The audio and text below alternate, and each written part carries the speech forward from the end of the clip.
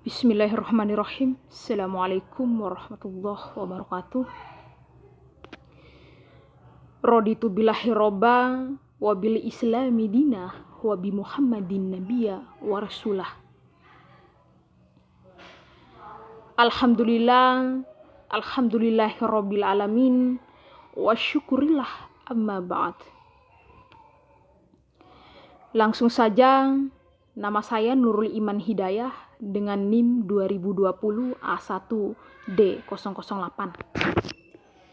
Di sini saya akan mempresentasikan hasil daripada tugas PPT selanjutnya yang dimana yang sudah diberikan oleh Dr. Siti Sanisa MSI yang berjudul alat evaluasi.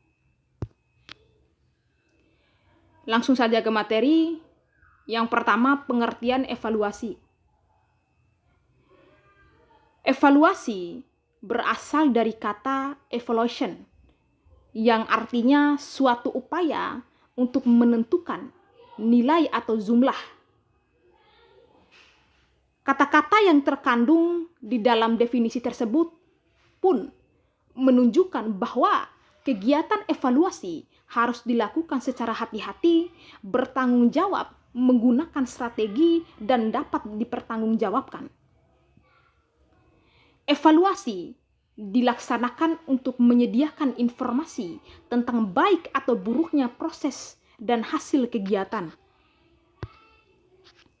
Selanjutnya yaitu alat evaluasi pembelajaran.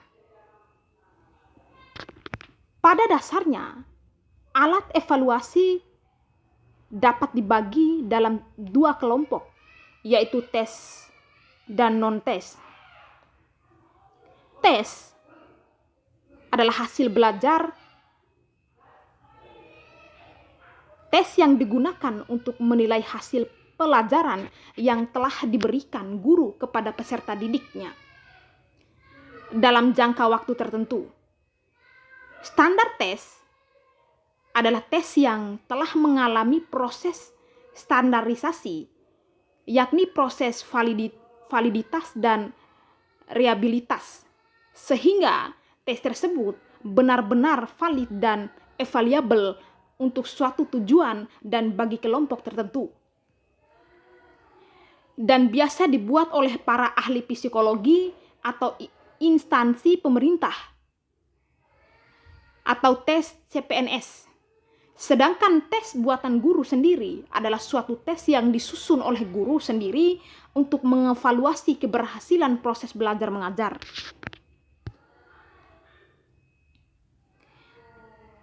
Tiga, adapun cara menyusun soal-soal esai, beberapa hal yang harus diperhatikan dalam menyusun soal-soal tes esai adalah: yang pertama, pertanyaan mengukur secara jelas hasil belajar yang harus dikuasai peserta didik. Yang kedua, menggunakan bahan-bahan atau himpunan bahan-bahan dalam menyusun soal esai tersebut.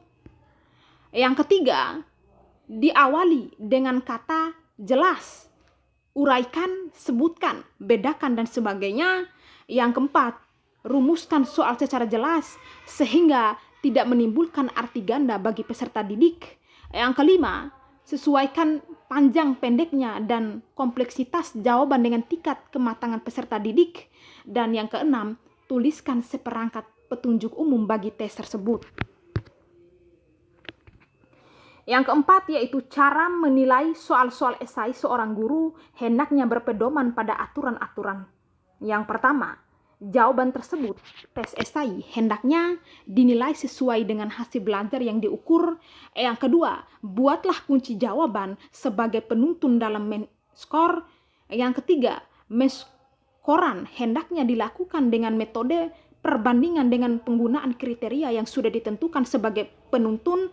Yang keempat, evaluasilah semua jawaban peserta didik, soal demi soal, bukan peserta didik demi peserta didik. Yang kelima, nilailah jawaban atas suatu pertanyaan esai tanpa mengetahui identitas peserta didik yang menjawabnya. Jadi itulah hasil dari presentasi yang bisa Ananda bawakan. Lebih dan kurangnya Ananda mohon maaf. Billahi fisabil haq, fastabikul khairat. Assalamualaikum warahmatullahi wabarakatuh.